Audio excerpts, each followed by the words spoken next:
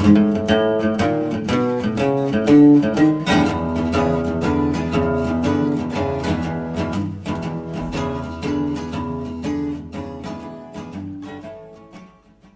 y'all, how are you? So today I want to review Sympathy for Mr. Vengeance, which you guys had chosen to watch from the Canopy app. If you haven't seen it yet and you wanted to see it, the Canopy app is free. You just need to have a library card and then you would be all set up with that. You get sort of like 20 views per month. Usually it's 10, but right now, since we are all at home, it is 20 per month, which is really nice. And so Sympathy for Mr. Vengeance was directed by Chan-wook Park, and it stars Kang-ho Song, and I want to make sure I get the other names correct as well. So it's ha-kyun and Doona Bae, who is also in Cloud Atlas. So I recognize two of the actors in the film, and I enjoyed this film very much, although it just was not what I was expecting it to be. So this is part of that Vengeance trilogy that consists of Oldboy and Lady Vengeance, or Sympathy for Lady Vengeance, depending on where you look. And I have not seen that film, but I have seen Oldboy, and I've seen Oldboy pretty recently. I rewatched it recently, and I love that movie. I absolutely adore it. I think it's so stylized and it's so cool and suspenseful, and there are so many shots that just kind of stand out in my head. And I just felt that this was a totally different tone. So whereas Oldboy was very stylized, it didn't feel realistic, Sympathy for Mr. Vengeance felt much more realistic to me. It felt much more sad, upsetting, depressing, which is not exactly the way that I want to feel at this moment. So part of my review or opinion, also I want to take into consideration of where we are in the world right now. And I feel like had I seen this movie maybe like 2 months ago, I would have been just going wild over it. However, I think because it just made me feel so depressed, and Oldboy did not at all, it's hung with me. And I've seen it a few days ago, and the film still feels like it's sitting with me. So the film is about Ryu, played by ha-kyun, who is desperately trying to help his sister who needs a kidney transplant.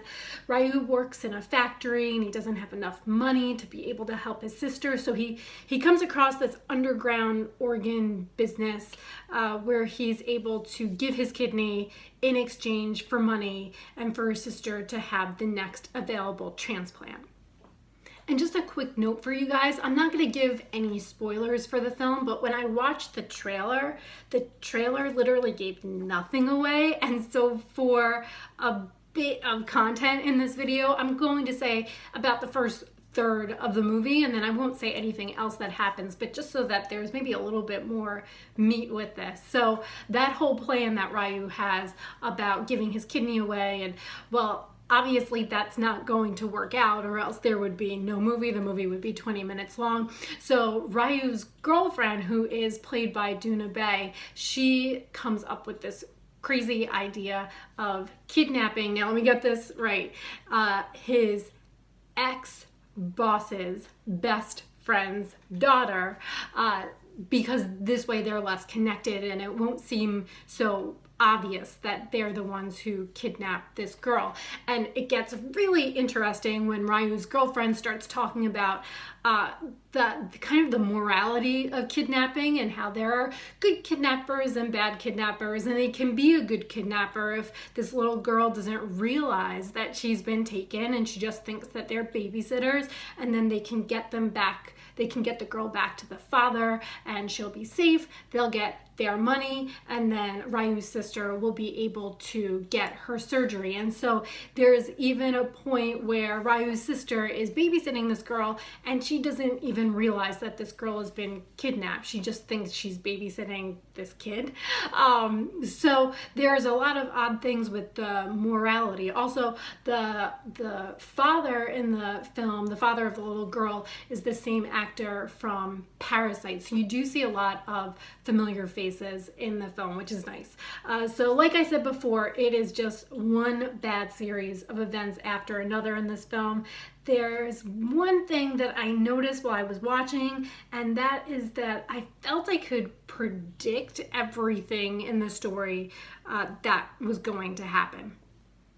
Every once in a while this happens with me where I'll watch a film and I can just figure out every single thing that's going to happen. So from, I want to say about that third of the way into the movie, I could see that this reaction was going to create this reaction, and even the very, very end of the film, I had figured out what was going to happen. Now, that's not necessarily a fault of the film. It's just more of a basic revenge plot that I've seen a lot of times and I'm very familiar with. It's just when I think about films like Parasite, when I think about films like Oldboy, those to me surprised me more. They had some more twists, turns that I didn't expect, but that also really made sense within the context of the movie. But I don't want this to sound like I didn't like the movie. I'm very happy that I saw the movie.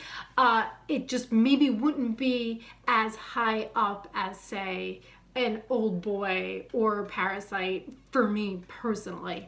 But one thing that stood out to me that I just was obsessed with and I loved from the very start of the film was the cinematography. I thought this film was shot beautifully, and you can really see the artistry behind it, especially in the very beginning of the film. I felt the beginning of the film came off so strong with certain shots, and so you get all of these sickly greens throughout the whole film, but right from the beginning there is this feeling of illness.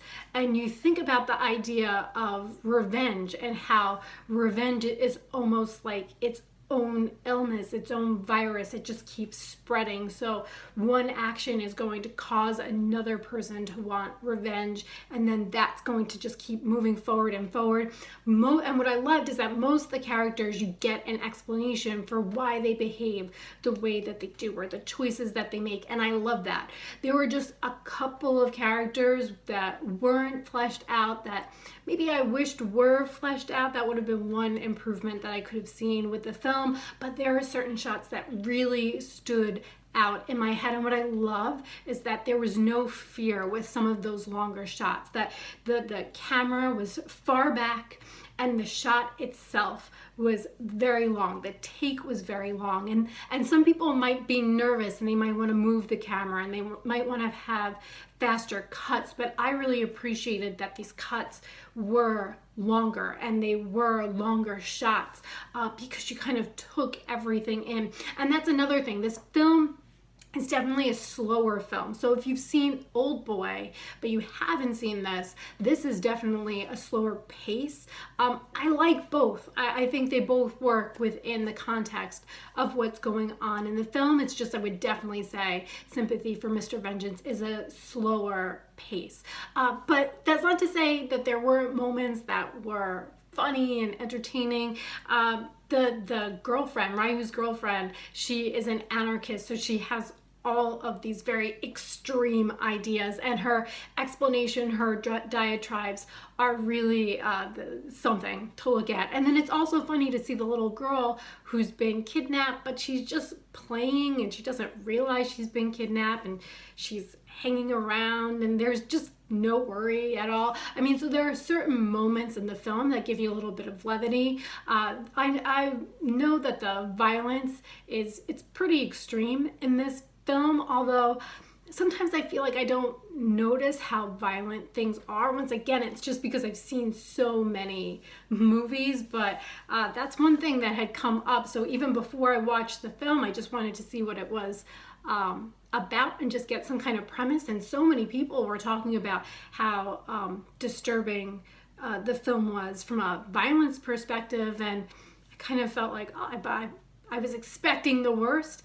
And yeah, there are definitely some shocking scenes, but I've also seen worse than what I've seen in this movie before. So definitely more positives than negatives with this film, although I wouldn't put it in that top tier of some of the South Korean movies that I have seen recently, but I definitely think it's worth watching. I also really thought it was interesting that Ryu, the main character, is a deaf mute, and it gives you this sort of commentary on class structure, how the working class, they don't really have a voice, they're never heard. So you did have this sort of side story that was going on where you could look at the culture as a whole and see, you know, the father of the girl who's been kidnapped and how he responds and the kind of life that he lives, and then comparing that to Ryu and Ryu's sister and Ryu's girlfriend. So definitely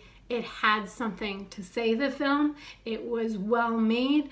I think that some of the characters could have been fleshed out a little bit more, but all in all, it's a film that is definitely worth watching. So on to the grades. For watchability, which is how entertaining I thought it was, I would give it a B, because I found myself just feeling quite depressed, which is good, which is, I think, what you should be feeling from this kind of film, but I did not find that necessarily easy to watch, and I did not find that entertaining all of the times. There were moments where it was entertaining, but there were definitely moments where it hurt or it was upsetting to watch. And then in terms of artistry, I would give it an A-.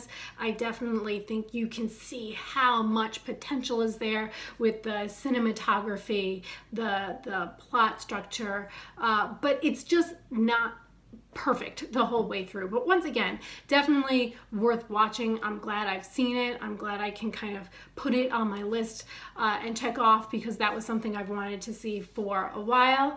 But yeah, that's about it. If you guys saw the movie, which I really hope you did, leave comments below telling me what you thought about it, and I will see y'all later. All right, bye.